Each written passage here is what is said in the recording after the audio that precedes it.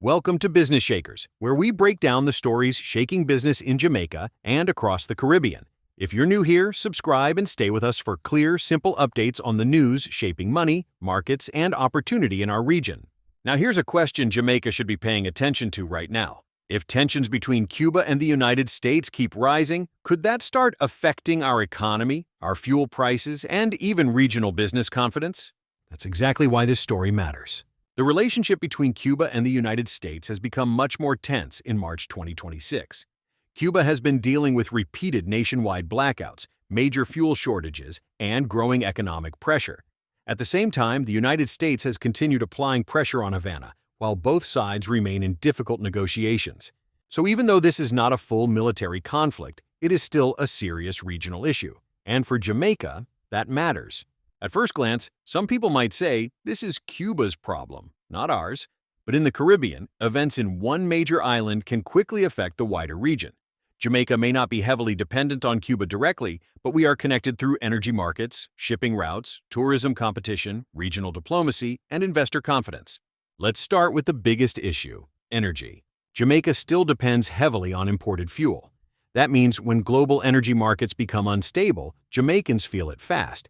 Businesses pay more to move goods, households pay more for transportation, and the cost of living can start creeping up. If Cuba's situation adds more pressure to regional fuel supply or contributes to wider oil market uncertainty, Jamaica could end up feeling it through higher costs. And once fuel goes up, everything starts moving with it. Delivery costs rise, manufacturing costs rise, taxi fares can come under pressure. Food prices can also move upward because transport becomes more expensive.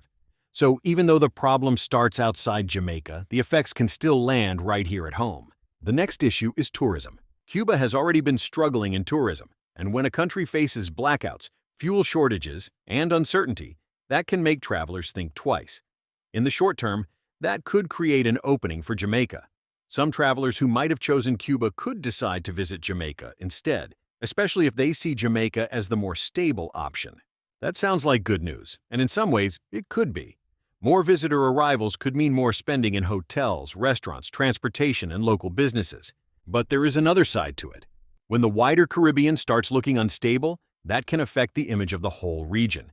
Investors, airlines, cruise planners, and travel companies do not always separate one island from another. Sometimes they look at the region as one space. So, if tensions around Cuba become worse, Jamaica could still feel some indirect pressure, even if we benefit in certain tourism areas. Then there is the wider regional issue. Whenever Cuba faces deeper economic stress, the rest of the Caribbean has to pay attention. That can create pressure around migration, diplomacy, border concerns, and regional coordination. Jamaica, as part of CARICOM, cannot ignore that.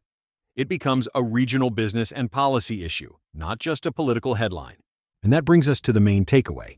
The real risk for Jamaica is not necessarily direct trade with Cuba. The real risk is indirect shock. That means higher fuel prices, more expensive shipping, uncertainty for investors, and pressure across the regional economy. At the same time, there may also be limited opportunities, especially if some tourism demand shifts toward Jamaica. So this is one of those stories where Jamaica could face both risk and opportunity at the same time. The trend to watch now is simple. If U.S.-Cuba tensions continue rising, Jamaica will need to watch energy costs, tourism flows, business confidence, and regional stability very closely. Because in a connected Caribbean economy, what shakes Cuba can eventually shake Jamaica too. Thanks for watching Business Shakers. Subscribe for more breakdowns on the stories affecting Jamaica, Caribbean business, and the wider economy. And that's today's Business Shaker.